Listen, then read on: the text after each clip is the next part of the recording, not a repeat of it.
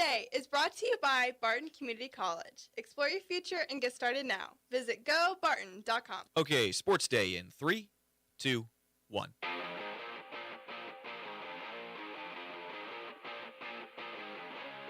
Still nobody out. Infield in for Salvador Perez. 0 for 4 last night as he swings and launches high and deep to left center. Back it goes, and that is gone. The captain strikes big right away tonight. A 3-run homer. 4-0 Royals. He continues to be that presence in the lineup, in that locker room. Wants to play every single day. Wants to be in the middle of the big moments. I mean, how many highlight reels have we seen him get these people on their feet? And it's Herbert to his right with a wide open lane, and he hits it up and slides down in bounds. What a night for Justin Herbert. 32 on the ground, including a 19-yard run that broke the back of the Kansas City Chiefs. Bermula against pressure. Finds no fleets. Off to the races. Touchdown! You have to handle the eye candy, so you get the motion. You get all of the action going this way, but everybody forgets about the tight end, Norfleet. Third down, Helms has a bomb into the end zone. The Black Knights back in front, 2:52 to go. Body on a body and people getting moved. And there you see the block, in particular by Carson Smith. From 32 yards, Prater made it, and the Bills.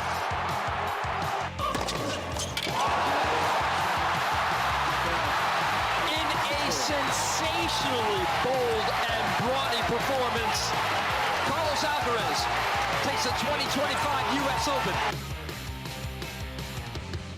Happy Monday, everybody. Welcome into Sports Day. My name is Brant Daughtry. I'm the host of this fine program, joined on today's show by Jim Mizunas of the Great Bend Tribune and by Garrett Fitzpatrick of the Great Bend Rec. Sounds of the past 24 hours, the Royals took 2 out of 3 from the Twins over the weekend. Salvador Perez helped the Royals score 5 runs in the first inning to take down the Twins in Game 2. The Royals are now 2 games out of a wild card spot with 19 games left in the regular season. That's our first topic. Guys, introduce yourselves, and how are we doing today? Doing great. Doing good. Good weekend. Absolutely it was. And, it's another Monday. It's kind of gross outside. We've got thunderstorms happening around us right now, but nothing bringing down the mood in the studio. No, We're just all happy to be here. this is a beautiful, almost fall day. Saturday night was amazing outside. Absolutely. So Royals lost the series to the Angels and then beat the Twins. They're 2 games out of a wild card spot. Their season's certainly not over with, I think, about 20 games left in the regular season, maybe a little less than that. But just a weird stretch for the Royals because it seems like they're either hanging 5 runs or more or they're not getting anything. They're just an inconsistent team right now. Yeah, the lack of, they've had some injuries and lineups that keep changing, and it's sort of like a revolving lineup in the batting lineup, and it doesn't seem to work on a day-to-day basis.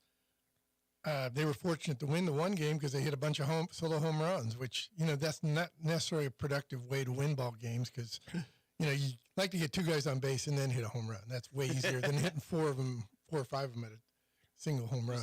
I believe that was either Thursday. Yeah, you're right. Talking about the series against the Angels, they won that Thursday game with 4 solo home runs, and they won 4-2, I think it was. Yeah, it was a good comeback. They were down the whole game and came back and won, but still, that you'd much rather see a single, move the guy over, get him in with a single, and get a run, dink out a run at a time. Moving on with the sounds of the past 24 hours, Justin Herbert threw for over 300 yards and 3 touchdowns, as well as scrambled for the game-sealing first down against the Chiefs on Friday night in Brazil. The Chiefs will play the Philadelphia Eagles on Sunday in a rematch of last year's Super Bowl. I will be honest, I did not watch anything in this game except for the Justin Herbert scramble at the very end. I was calling Hoisington's game against Pratt, which was a lot of fun, by the way. We'll get more into that tomorrow as Coach Baird will join me in the studio. But, guys, it just felt like the Chiefs' defense couldn't step up when they needed to, just going back and looking at, highlights and box scores. But that's kind of the story that I got from that. Yeah, the Chiefs obviously didn't do enough offensively to give themselves a little margin, and I still believe if the Chiefs got the ball back with minimal time left, they still would have won the ball game. But again, your defense sometimes has to step up and play, and constantly, consistently. I see this at all levels of football. In certain situations, do not rush the quarterback. Just soft rush them, and don't let, like Baltimore Ravens quarterback, don't let Herbert beat you with a run to end the ball game. I mean, just don't do it. Just soft rush him. It doesn't matter whether you get to him. Just soft rush him. Don't let him get out of the box, and it costs the Chiefs the ball game. I didn't watch the game neither. I was at the Great Bend High game, but yeah, I was getting texts from a couple of my Chiefs friends, and there was some nice language on some of those, and I could tell it wasn't going good. But it sounded like they had some wide receivers. San Diego wide open. Chiefs lost another wide receiver, it sounds like, going to be for a while. So they're down 2 of their wide receivers now with suspension and injury. So, and man, their schedule, the Eagles, and then they have Baltimore, I think the 4th game of the season. I forget who that third one. Yeah, it's 4th game, yeah. Yeah, I forget who that 3rd game is, but man, they got a rough start, so they need to. Yeah, what's your guess on the Chiefs right now as far as a record for 17 games? Oh man, we said this a couple of years ago that they didn't have any wide receivers. How in the world are they going to win games? And then they wound up winning the Super Bowl anyway. So this is a team that certainly can do it. It's Patrick Mahomes, man. It's Patrick Mahomes and Andy Reid. Like, that's tough to beat, regardless of what else is on the field. But I mean, it's going to be tough. I was going to say, like, is any Chiefs fan looking forward to seeing the Eagles again? Yeah. I don't think anybody's super excited about that. I mean, I'm sure there are some people that are like, yeah, finally let's get some revenge and let's bounce back from a week 1 loss. But I think at the same time, this is kind of, boy, the Eagles look really good. Yeah. It's kind of like, too, we got to remember game 1. It's like opening day of baseball, your team lost, my season's ruined, but it's game 1, which I understand there's a big difference between baseball and NFL, but still, it's just game 1. So, I'm still not putting anything back to the Chiefs, but I think their division can be an interesting division this year. It is. The Raiders beat the Browns, right? Is that who they beat? No, they won, but I can't remember who they played. Cleveland and Cincinnati played. Yeah, that's right. And the Chiefs who did they play? This is great. This is great radio. Great sports talk. Hey, callers, call in and tell us. Not yet. I will say, legitimately, I'm thinking about opening up phone lines once a week. We'll see how it goes. It may be on Monday. I don't know. That'd be fun. Yeah. That'd be good. Let people come in, call That's in. Right. That's right. Well, I'm guessing I'll go out on a limb and just say Chiefs maybe 12-5. I don't, they're going to lose some games. I mean, especially the front end of their schedule without 2 of their top receivers now. I mean, the Eagles rightfully should be like a 3-point. I haven't seen the line yet. They should be about a 3-point favorite in Kansas City. And certainly Baltimore is not going to be easy, and neither is Buffalo when they go to Buffalo. So they've got 4 tough games just right there. What a game last night, though, huh? Oh, my goodness. Holy man, that was fun. Yeah, that Ravens and Bills, I think, are 2 teams that are justifiably Super Bowl favorites right now. And I think that game showed why. As it does, 2 awesome quarterbacks just hitting each other over and over and going back and forth. And there's so many good players on both of those teams. That was as good a week 1 primetime game as you're going to get. Yeah. That is one of the better regular season games you'll ever see. Yeah, and I truly believe the AFC is top heavy. They have, doesn't mean you're going to win the Super Bowl. That didn't last year, but the AFC has higher quality teams than the NFC by far. Yeah, from top to bottom, I think so. And particularly from the quarterback position, because does San Francisco's quarterback scare you? No, not really. Although Green Bay's quarterback had a nice game. So. Yeah, Jordan Love, this is kind of a prove-it year for him, and he did look good on Sunday. He did. I don't think the Lions are as bad as that game was. No. I don't think, but they did. Lost both coordinators, and there's some big changes on that team. So, moving forward with the sounds of the past 24 hours, in the first border war since 2011, Missouri outlasted Kansas by a score of 42-31. The Jayhawks led by a score of 21-6 in the first quarter. But Mizzou quarterback Bo Pribula threw for over 300 yards and 3 touchdowns to lead the Tigers to a comeback victory. This was another wild game in a very different vein. It felt very Big 12, even though Missouri's not in the Big 12 anymore. But it was just a wild game. And I feel like Bo Pribula is a better quarterback than anybody thought he was going to be at Mizzou.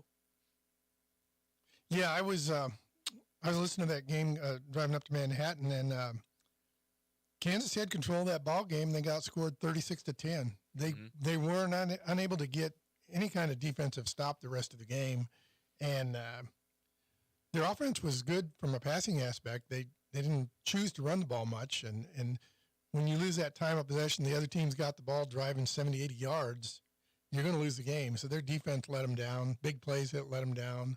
They didn't get pressure on the quarterback. And like you said, it was like an old-fashioned Big 12 game. It ended up being a shootout. So, yeah, it was. But Kansas showed, again, their quarterback is as good as anybody in the Big 12. So they're going to give teams some trouble in the Big 12 for sure. Yeah, I think KU's up there.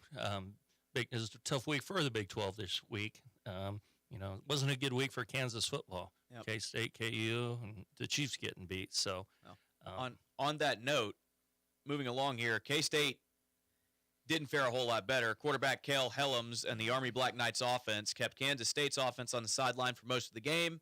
Wildcat offense only touched the ball for 6 drives.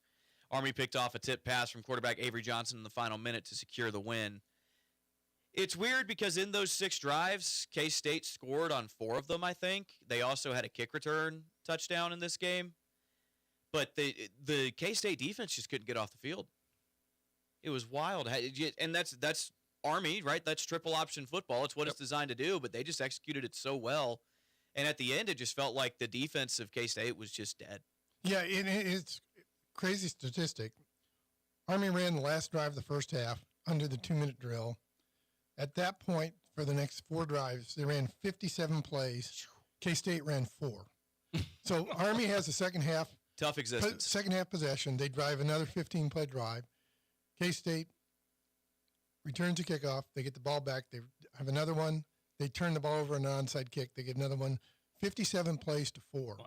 If your defensive game plan, and I know that, this is a weird offense. Hey, our game plan is to let them run 70 times and have the ball 82 plays. Our game plan is we're just going to let them run what they run, and we're just going to keep our secondary and our linebackers back and just let them do their thing. Sounds strange to me.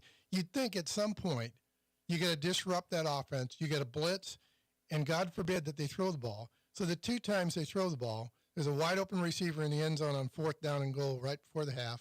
And then they throw a halfback pass where all the linebackers and all the safeties all jump up when the offensive line jumps up and goes in pass formation, and they all rush the quarterback. Well, guess what, guys? The offensive line is standing up. Number 1, read your keys. Read the offensive tackles, read the guards. So the guy's wide open. Of course, it was like a punt. So the guy from K-State caught him after 20 yards, but Army went down and scored. So horrible defensive game plan. And, if that's what you work for, I realize Army's tough, but is your goal to let them run 82 plays and let them grind out 15, 16-play drives? At some point, you got to change it up. And honestly, if Avery Johnson averages 3 rushes the rest of the year, K-State's going 2-10. They're not going to win any games. Guess what Army's quarterback did? He ran the ball 41 times. I'm not arguing for Avery Johnson to run the ball 41 times, but 3 times is a dereliction of duty as far as the offensive coordinator.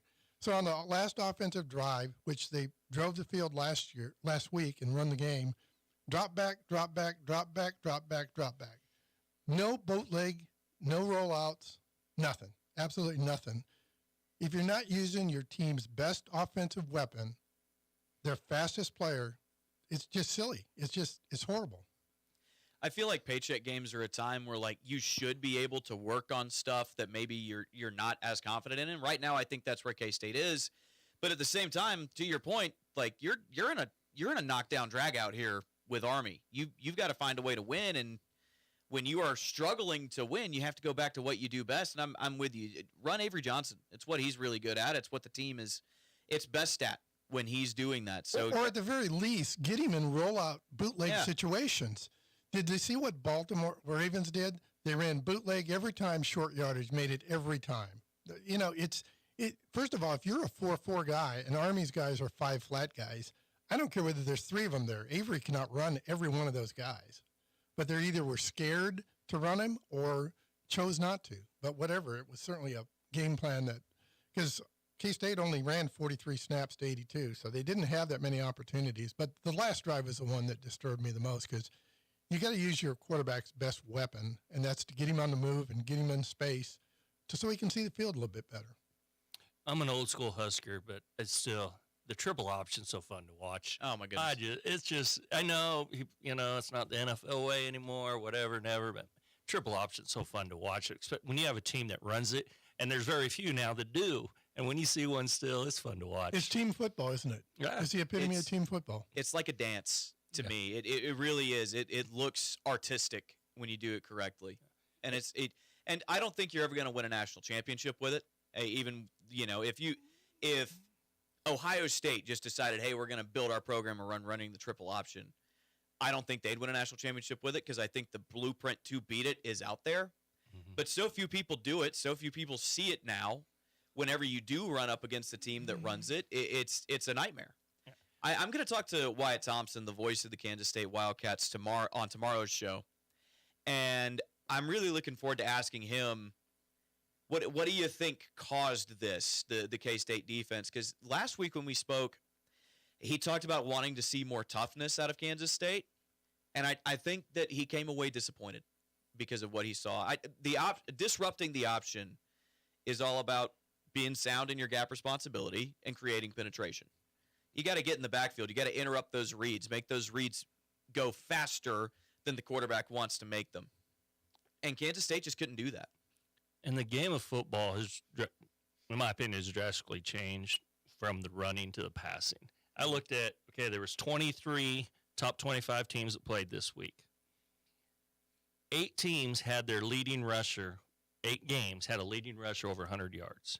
The average rushing yards for the top 23 teams was 88 rushing yards. Yeah. Yeah, it's really a remarkably different game than it used to be. Yeah. And you're right. That's what makes Army so tough to defend. And even if you scouted them and did your due diligence, I don't know how what's your goal? Let's let them run 100 plays. It's just crazy. Penn State running back had 144 yards. It was South Carolina's leading rusher in that game, 30 yards. Yeah. It's just, Yeah, the passing game has taken over. Yeah, it has. Yeah. And we've already gone over Bills and Ravens, so we'll skip that one here. Our final sound of the weekend: Carlos Alcaraz defeats Jannik Sinner in the final of the U.S. Open. It is the 6th Grand Slam title of the 22-year-old's career. Do y'all watch tennis at all? Because I don't, but I still know who Carlos Alcaraz is. I respect the people that do, and I respect the game, but no, I do not watch tennis. Yeah, on occasion I do, but not Sunday. I think this year every men's Grand Slam final has been Alcaraz versus Sinner, or 3 of the 4, or something crazy like that, and this was at least the 3rd meeting between the two, and so Alcaraz holds the leg up, I guess. But super impressive athlete. And like you said, respect it. It just doesn't entertain me at all. All right, before we get to our first break, we got to figure out who our player of the week is. On second down, Allen looking, end zone, touchdown! In the traffic, Dalton Kincaid is there for 6. It's a fake. Allen looks to the back of the end zone. He'll take it himself for the touchdown. Got it spread out. 2 Ravens pursuing, and Allen throws, deflected and caught by Coleman on the tip for 6. And the Bills remain alive. Allen taking a shot downfield. It's hauled in. Kick, announced the 3rd tight end, Jackson Hawes. The rookie out of Georgia Tech, his first ever catch, brings it to the 1. Allen reaches over the pylon or the goal line for the touchdown. Josh Allen of the Buffalo Bills. We spent a good chunk of this first segment talking about how crazy that game was. Josh Allen accounted for over 400 yards, 4 touchdowns. They get the win in week 1, and what was definitely the game of the week might end up being the game of the year. He's super impressive. Won MVP last year, was very deserving, even though I think Lamar Jackson maybe was more deserving last year. But in this game, he comes out on top. Yeah, I have to vote for him for Player of the Week. I mean, he's just. But man, there's a lot of good players there. But the way he came back last night and what he did, he'd have to get my vote for this week. When the clock hit 4 minutes left in the game, the Bills were down 40-25. How many people went to bed? How many people woke up this morning and go, I knew I should have stayed up. I was darn close. I was darn close to going to bed, and then they scored that touchdown, and I said, all right, I'll see it through. But, I love this Buffalo Bills team. They're so much fun. And, Josh Allen, that's your Player of the Week here on Sports Day. We've had a great first segment here. We got to get to a break. You're listening to Sports Day here on 1590 KVGB and 95.5 FM. Barton Community College has college classes that fit your life and your budget. With 5 flexible start dates, Barton Online is perfect for picking up a class or earning your associate's degree at less than half the cost of a university. Study anytime, from anywhere. Save time, save money. Start strong with Barton Online. Ready to take the next step? Visit online.bartoncccc.edu and enroll today. Service from people you know, quality products and professional installation. That's Kern Floor Service. Stop by Kern Floor Service and browse through the different selections of flooring from laminate to vinyl, carpet, wood, and ceramic tile. See their selection of area rugs or special order the one that fits your decor, and don't forget, they can spice up those countertops too. So stop by Kern Floor Service today. Kern Floor Service, 908 Coolidge in Great Bend. Needing a healthcare plan for your business? Let the experienced team at Freedom Claims Management Incorporated customize a health insurance plan that fits your needs. Whether you're a large company or a small business on Main Street, FCMI can help you provide employees with great health coverage at an affordable cost. From setup to ongoing support, they handle it all. Schedule your free no-obligation health assessment today at freedomclaimsinc.com. That's Freedom Claims Management Incorporated, with locations in Great Bend, Russell, and Plainville. Community bankers should actually know your community. Hi, I'm Sean Powelson, president of your local Equity Bank. As someone who lives here, I know many of you, and I know what's important to you. I've been in the industry a long time, and I've helped many navigate through financial challenges and lead them to financial opportunities. I believe that people bank with people, so I'd like to invite you to stop by one of our region's 5 locations and meet our friendly, helpful staff. Let us show you our commitment to serving you and our communities. Because at Equity Bank, we're right here beside you. Member FDIC. C&E Doors, this is Eddie. Papa, are you ready to get back to work? Back to work? But I've been here the whole time. But I'm back in school. You're gonna have to run the shop without me. It will be hard without you, but people know that we provide the best service no matter the time of the year. You could always ask me, Mom, for more help. Who do you think is really running this place? Garage door sales, service, and repair at C&E Doors in Great Bend and Hayes.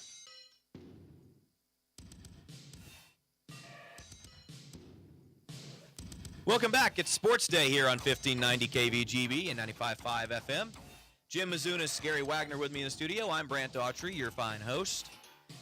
Sports Day is presented by the Barton Booster... Let me try that again. Sports Day is presented by the Barton Cougar Booster Club, continuing their efforts to make the Barton Athletic Department the best in the country. Also by Equity Bank, here when you need us. Bank local, save big with in-person and business banking. Visit equitybank.com for more information. Equity Bank in Great Bend, Hoisington, and Larned. So guys, we had a conversation last night over text message, and you guys wanted to ask, or I wanted to ask you guys, suggested by Garrett, what was your favorite college win from the weekend?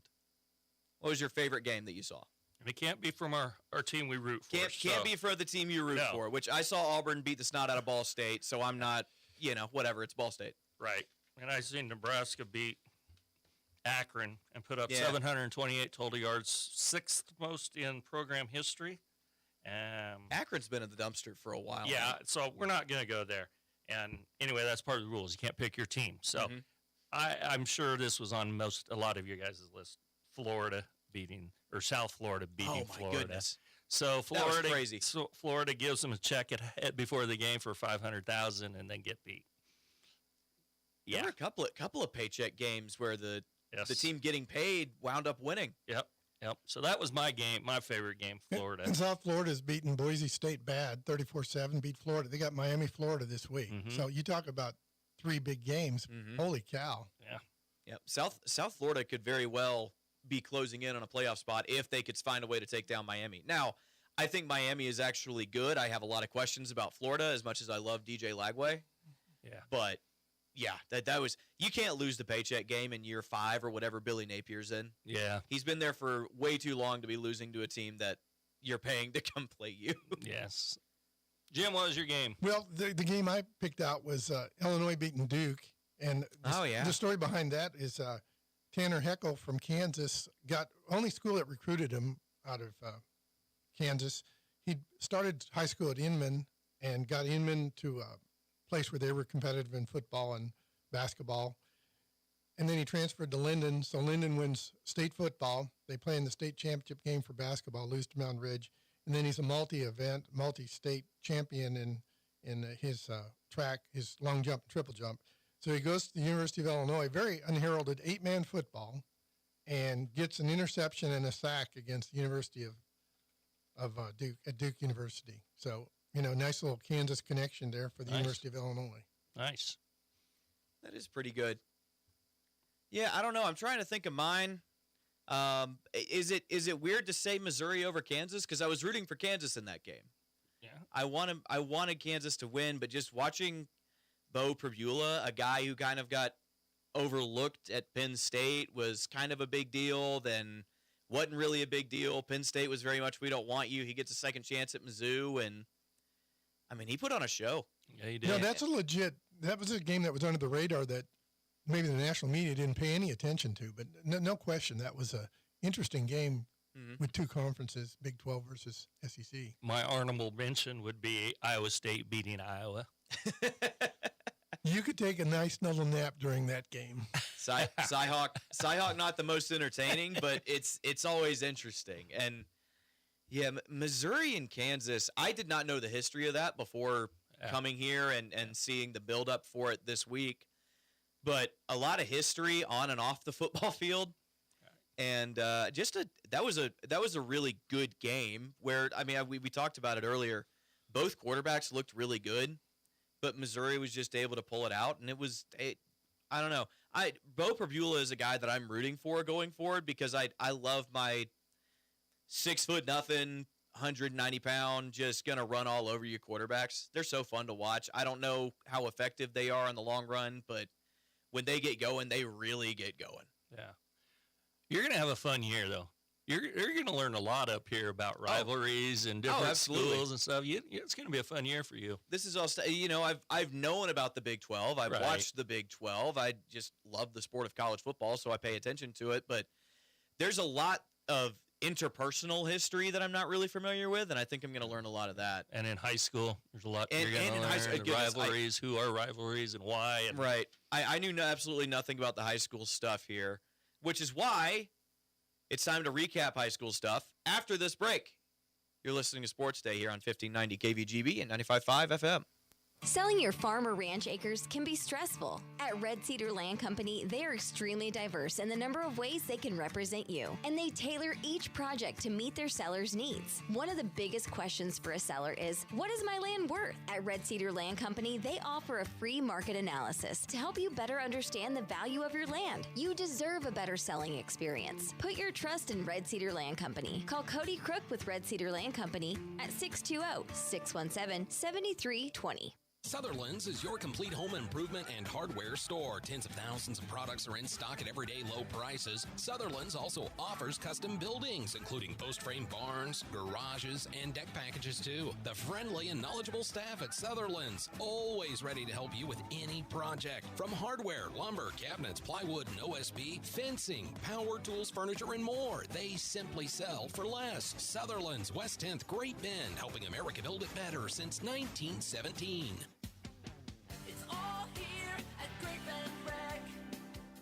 sports, leisure, fitness, and wellness, even senior and adaptive needs. It's all here at the Great Bend Rec. Pick up a program guide or stop by the rec office at 1214 Stone in Great Bend, or check out the all-new website, greatbendrec.com. Live, play, explore at the Rec.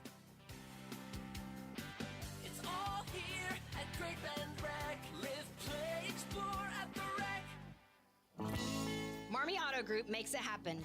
Central and Western Kansas. Check out our selection of new and pre-owned inventory. Marmy's friendly staff offers top quality service that you've gotten to know over the years. When your existing vehicle needs parts or service, our experienced team will get you back in the game this season.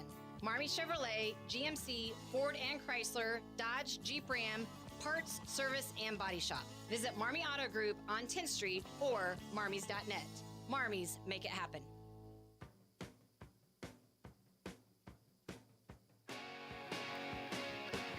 Welcome back. Monday Sports Day here on 1590 KVGB and 95.5 FM. Show is brought to you by C&E Doors, your full-service garage door company. Follow the orange sign south of 10th and Harrison. Also by Marmy's, brought to you in part by the Marmy Auto Group on 10th Street in Great Bend. All right, we've been focusing on the national scene, a lot of NFL, a lot of college football talk so far. Want to get a little bit more local. We'll start with the big one over the weekend. Great Bend hosting the McPherson Bull Pups. We were talking about nicknames at the break, guys. That's another great one. Bull Pups. Yep. Heard Bulldogs. Bulldogs absolutely everywhere, especially in Georgia where I'm from. But Bull Pups, the Panthers handled them pretty good. 42-7 your final in that one. Garrett, you were in attendance. Yes, it was. What'd you see? I seen a good starting game for Great Bend, I think. They've got some things to work on. They had McPherson had a few wide receivers get deep on their coverage, just didn't hit the receivers for the Bullpuck, so that was good, but it gives Great Bend something, hey, we need to shore up our pass defense here.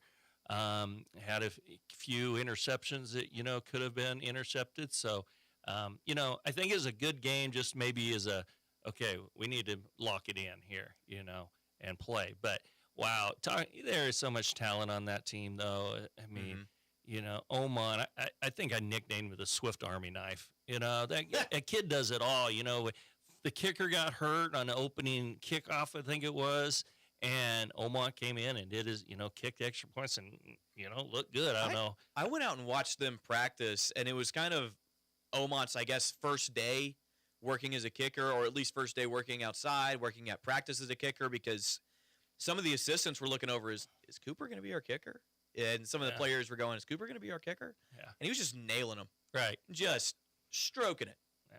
Looks so good kicking a football. Looks so natural for him. And that kid's such a natural athlete. Oh, incredible. It's like you get the feeling that he's been good at everything he's ever tried to do. Yeah. Which makes me incredibly jealous. Yeah. And if Great Bend doesn't have two of the best linebackers in the state playing at the same time, Kern boys, man, Cale had a heck of a game. Trenton did too, of course, but those two are just fun to watch. They're built like star linebackers, man. Yeah. And we talk about, your players kind of trying to run the team, not run the team, but hold accountability for it. I seen Trenton down there visiting with a D lineman that jumped off sides. He was visiting with him, about, hey, watch the ball. Yeah. You're on defense. Watch the ball. And, Daxton running the ball, throwing the ball, like I said, he'll get better and better. He's been doing it since he's been 3 years old or whatever it is. And, Ian, man, I was watching him block. I felt there's some of those little cornerbacks I kind of felt sorry for. This 124 at one time, Ian locked onto him and just drove him like 40 yards, I think. So he's 6'5", 220 and can run like a deer. Yeah. Like it's tough to get by him, especially like as a smaller corner, Yeah. That's a tough existence. Yeah, Cooper Omont, they've opened with McPherson the last few years. So as a freshman, 80-yard interception, touchdown. Sophomore year, 90-yard kickoff return to open the game. Junior year, 80-yard interception, touchdown. 3 consecutive years opening against McPherson. What a crazy line to do that. 3 consecutive years. And then, again, just like Garrett mentioned, Ian had a tremendous block on Kelly's touchdown reception, and just, Prima just just erased them. And then Cale Kern forced a fumble, and Kelly goes 90 yards on a fumble return. And then Cale forced that turnover because McPherson was first and goal at the 5-yard line, and instead it turns into a Great Bend touchdown. So, yeah, huge, big plays. Be awfully interesting to see when they play Olathe South, which scored 63 points Friday night. So that's going to be, I would imagine it'll be quite an offensive show just based on the fact that they scored 63. But I'm sure they'll break the film down, and they won't be scoring 63 this week. Yeah, it's tough to score on that defense at all. I mean, where do you go? Where's the weakness in Great Bend's defense? I mean, I know you said that, Garrett, that the wide receivers got behind him a couple of times, but I mean, even if you clean that up even a little bit, you've got 2 erasers playing the safety position for Great Bend. Right, and I think that'll get cleaned up. I think they just had to, misread a little bit or just got caught on their heels or whatever. So I don't think that's going to be an issue. I would say on defense, probably their defensive line, but you have the 2 linebackers there just scrape and fill everything up. So, but if you're going to put a weakness on it, I guess I'd say their D line. But like you said, you still got the Kern brothers back there. Yeah. And what are you going to run straight at them? Yeah, no. So, and when I say that's a weakness, that's getting pretty picky right now. Yeah, Yeah, they were somewhat susceptible to the power run game last year when they did lose to Hayes. The Hayes tailback rushed for 150 plus, and I imagine that's what Olathe South. They ran a spread offense, but the quarterback ran. They ran the wide receivers on little motion plays and ran the ball that way. So they looked like they were a finesse side-to-side team, much like Great Bend. They weren't really a power team per se. But it'll be a tremendous matchup, like I say, of offenses, which looked really good the first week. Yeah, I was really impressed with just the score when I saw it, because I talked with Coach Beck on last week's show, and he talked about how, okay, yeah, we got this win last year, but we made a lot of mistakes. We didn't do everything cleanly, and he wanted to see the team come out, be a little more clean, look a little more focused. Mm-hmm. Well, instead of winning 21-7, they won 42-7. That's math says you're doing twice as good, right? Right. And speaking of keeping it clean, there wasn't many penalties, I don't believe, in the game. And now that you say that, I don't remember too many penalties. So that's a positive, especially first game out of the season. Yeah, I don't remember any pre-snap penalties or motion penalties. We went offside one time, right. But I don't remember any pass interference flags. So, no, it was a very, very clean game in that respect. And that's really what you look for. You don't want any pre-snap. You don't want to start 1st and 15, and we saw none of that. So that was tremendous discipline by the Panthers. One more thing that I want to talk about. Coach Beck complained that his team had too many 3-and-outs in this game last year, especially early. Again, 42-7. I haven't seen this game, but it just feels like that probably was not a problem. Yeah, I don't believe so. I didn't keep track of that or anything, but it's not something when you're up in the stands that I noticed anyway. No. All right. Hoisington hosting Pratt in the CKL. This was the game I was at, doing play-by-play for Hoisington this year. Called this game. It was a weird one, a weird start. Hoisington had a great first drive, 10 plays or so. They get down. They bog down in the red zone. Easy field goal opportunity for Tayson Morales, who was warming up from 50-plus in pregame. Bad snap. Holder can't get it home, can't get it down in time, and the kick is missed. It's a bad miss. Pratt goes downfield in 20-yard chunks on the next drive. Hoisington kind of stands their ground a little bit. They force a 4th and goal from the 10, and Pratt throws for it. They get it.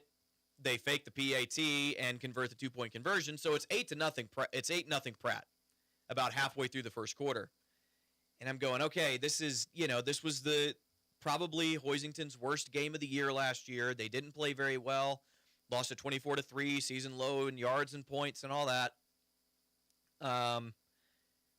But then something just kind of clicked for Hoisington. And this is kind of what I want to ask Coach Baird tomorrow. What changed in the next moment? Because Hoisington went on to score 34 unanswered points. They played so much better on defense. I mean, Pratt had, I think, 150 total yards of offense, something around that, and 80 of those yards came on their first drive. Mm-hmm. And I don't know what happened past that. Their leading rusher, I think, had 115 yards in the game, and he handled most of the rushing on that first drive as well. This was a game where it felt like Hoisington took a second to wake up, but once they did, they were dominant. They were a brick wall on defense and executing the offense insanely well. I mean, it was weird how efficient they were. It's just 5 yards, 7 yards, 5 yards, 10 yards, just matriculating the ball down the field, if you want to use the Scrabble word. Mm-hmm. And then occasionally they would hit big plays on the ground for touchdowns on a reverse to CJ Bryant or something like that. So just a weird kind of beginning, but a game that Hoisington lost last year and didn't look very good doing it. They come out and dominate this year. What kind of plays did Bryant run? He had 122 on 8 carries, so he didn't run it a lot. No, he was mostly their toss sweep guy. Okay. He was their reverse guy. I don't know how to describe the play. It's what when I was in high school, we ran this play. We called it Sally. You fake the pitch, and then the running back from the other side comes in motion. He takes the handoff and goes the other way. Because both backs had plus 100 yards, which is exactly what you want. And then the quarterback didn't have to inherit a big load, so he's just directing traffic, which is exactly what you want. You don't want your quarterback in that offense running it 20 times. You want to just distribute it, and if the backs are going, you're good to go. Yeah. Hoisington's going to come out. You're going to run the ball. What was their passing like? Did they pass much? They attempted to throw it, I think, 10 times was the official final stat line for Mason Martin.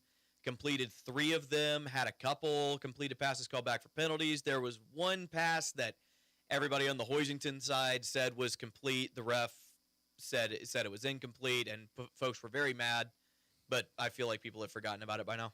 Yeah. So they definitely want to throw the ball. They feel like they have some good receivers. You've got the big kid, Fawnensteel, on the outside, who's a big body who can catch a little bit. Carson Mason is a really good athlete at the wide receiver spot, but they are going to lean heavily on that run game. Right. Where did Fawnensteel play defensively? Defensive end. Defensive end, okay. Mm-hmm. Yeah, because obviously they've got him in a 3-point stance. You're playing a physical technique. team, a team that's when you're playing a team like that, somebody wins the line of scrimmage, and obviously tremendous effort by Hoisington to win both sides of the football against a physical style team. That was the difference in the game, and again, at post game talked about it with Coach Baird. The difference in the game was the effort that Hoisington showed on the line of scrimmage. They dominated on both sides of the ball. Yeah, that's tremendous. And Heston is more of a finesse team, so it'll be a little bit different style where they'll throw the ball around and get on the outside and mix things up. But again, if you play physically, you're gonna have your shot. So it should be an interesting game Friday. Yeah, you touched on the stats. C.J. Abrams, I think you said 8 carries, 100. Bryant, yeah. C.J. Bryant, excuse me, had 8 carries and 122. 122, had scored 2 touchdowns himself. Taysom Morales, who got the start at fullback, was not supposed to be the starting fullback this year. Preston Merlot breaks his leg in the jamboree, so he's out. And again, Taysom Morales steps in, carries the ball 25 times for 150 yards, 2 more scores.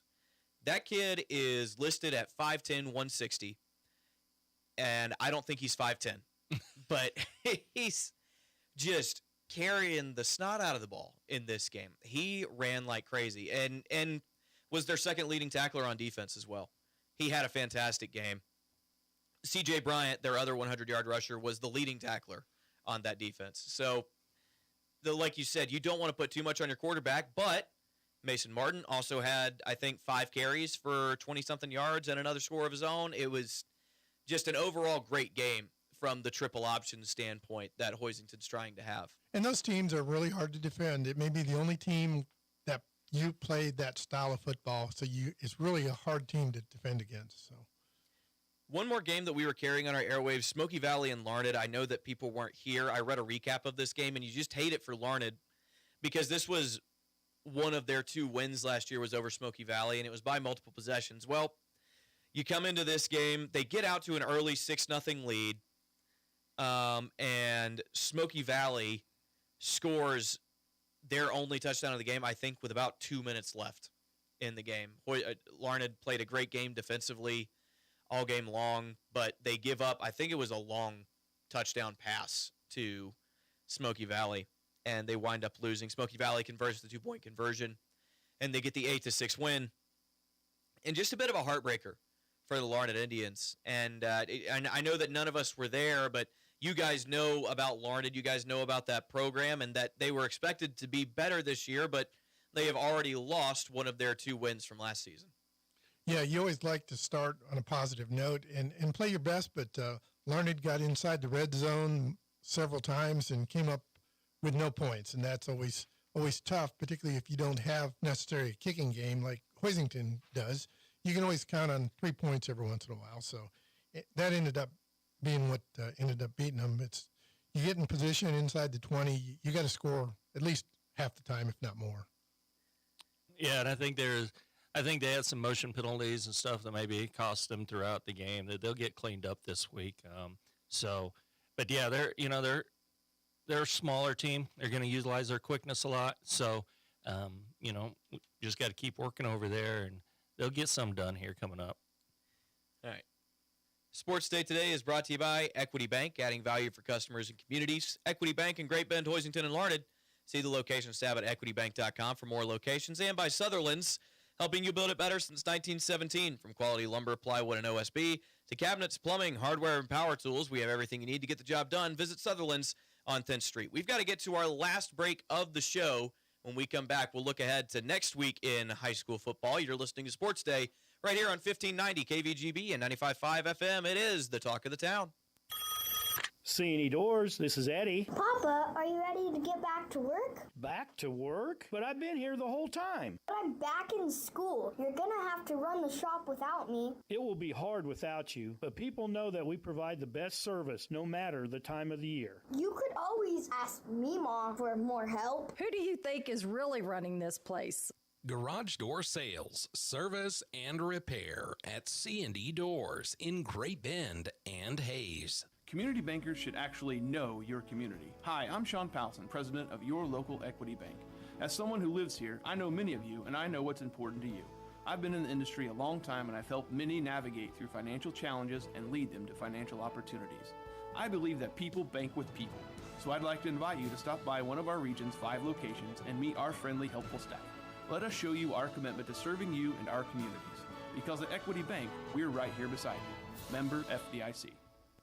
Needing a healthcare plan for your business? Let the experienced team at Freedom Claims Management Incorporated customize a health insurance plan that fits your needs. Whether you're a large company or a small business on Main Street, FCMI can help you provide employees with great health coverage at an affordable cost. From setup to ongoing support, they handle it all. Schedule your free no-obligation health assessment today at freedomclaimsinc.com. That's Freedom Claims Management Incorporated, with locations in Great Bend, Russell, and Plainville. Service from people you know, quality products and professional installation. That's Kern Floor Service. Stop by Kern Floor Service and browse through the different selections of flooring from laminate to vinyl, carpet, wood, and ceramic tile. See their selection of area rugs or special order the one that fits your decor, and don't forget, they can spice up those countertops too. So stop by Kern Floor Service today. Kern Floor Service, 908 Coolidge in Great Bend. Get on the fast track to earn your national certification with Barton Community College's new Medical Lab Assistant program. In less than 1 year, you'll gain hands-on training to work in medical labs, clinics, and hospitals, delivering critical patient care. With flexible learning, including 100% online courses and lab hours at your local hospital, you can grow your career or start fresh. Healthcare needs skilled professionals like you. Enroll now at mla.bartonccc.edu.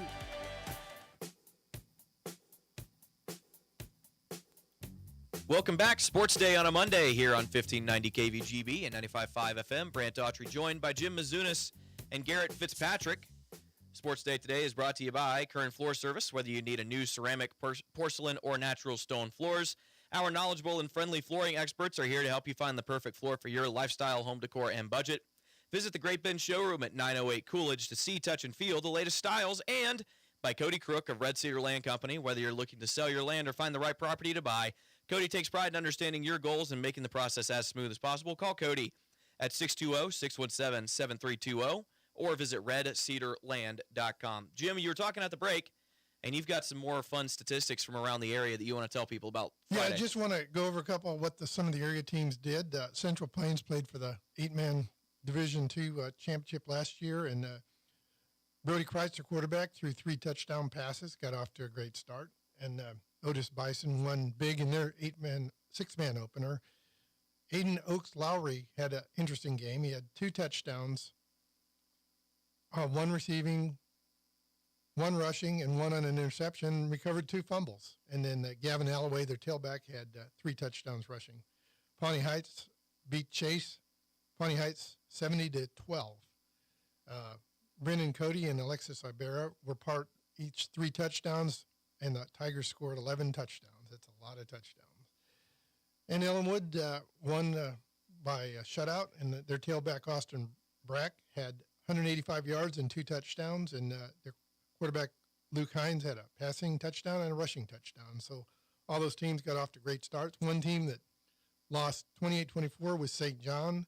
Their 2-way player, Braxton Elpers, rushed for 169 yards and 2 touchdowns and threw for 2 scores, but they lost 28-24 to La Crosse. So tremendous effort by St. John, and they're still going to have a very good season. They were finally made the playoffs after 12 years last year, and they'll be back in the playoffs this year. So it's a good opener, even though they lost.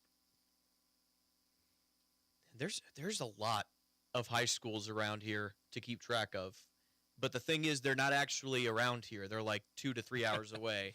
But we they're call still local. Still local. I'm used to local meaning like within a 30-minute drive. And y'all are just different out here, man. That's There's right, a lot we of are. open space. And we like it that way. There used to even be way more high schools than there used to when they had a school consolidation in the 70s. So there was way more schools back then. So it's it's fun to see all those different levels of football. Garrett, you said you had some baseball stuff. We got to go with some baseball stuff here.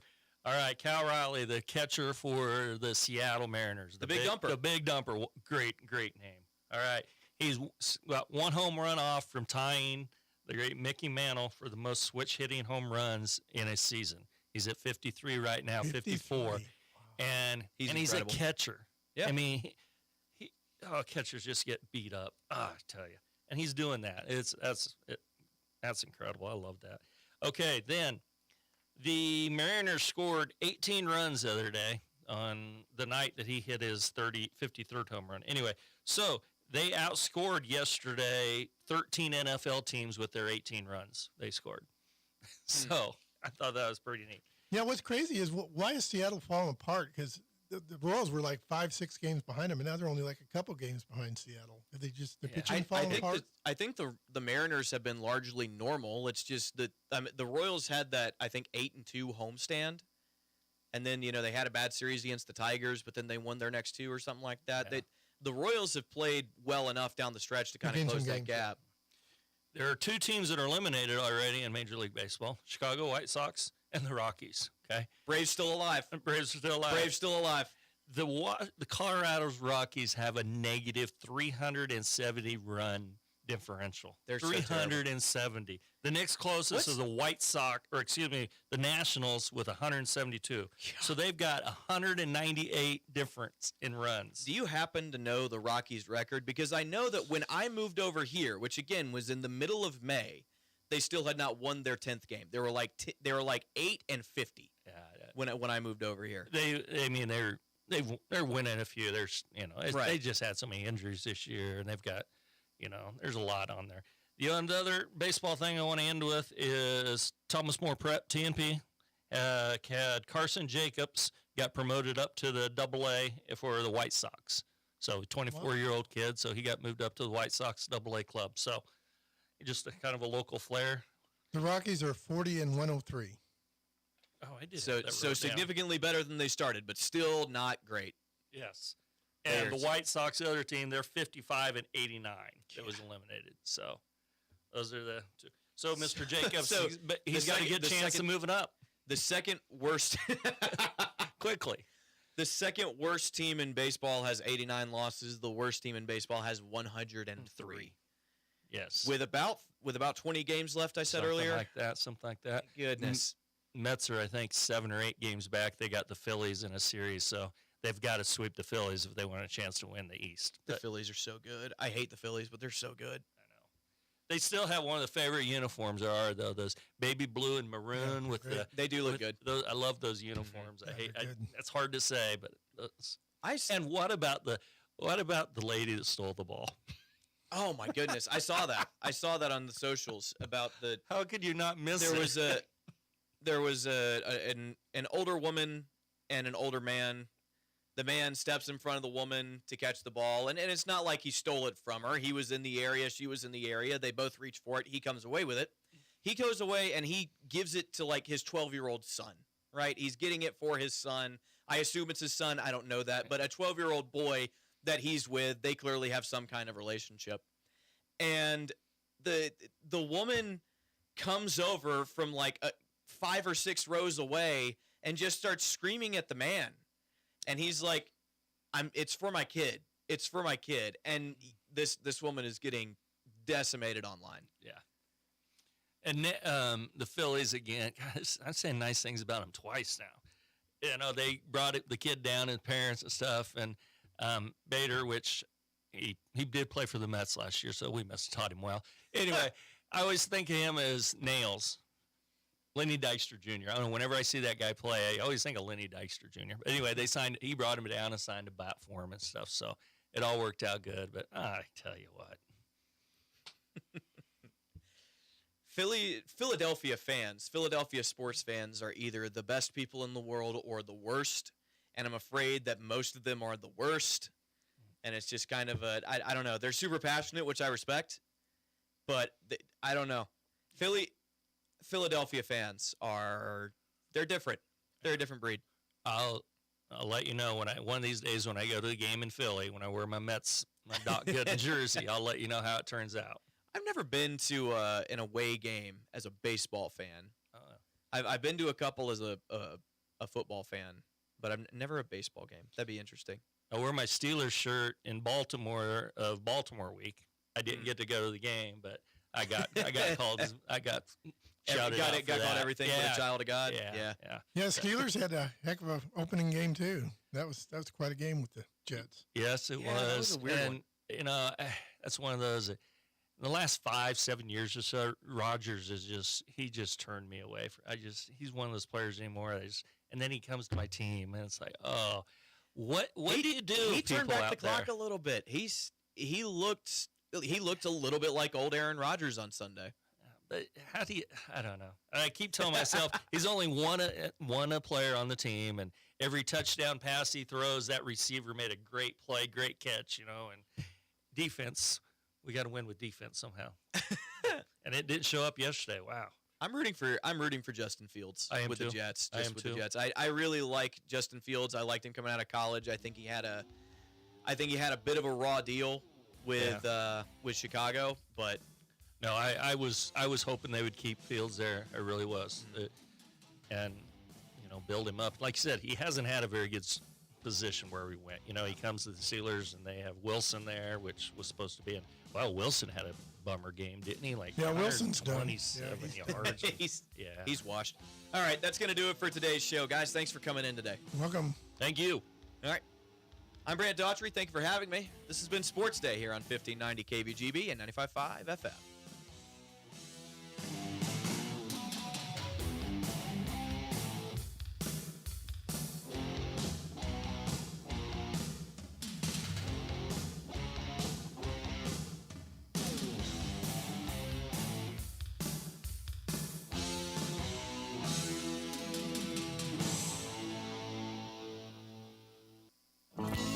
Central and Western Kansas residents, are you looking for a new vehicle?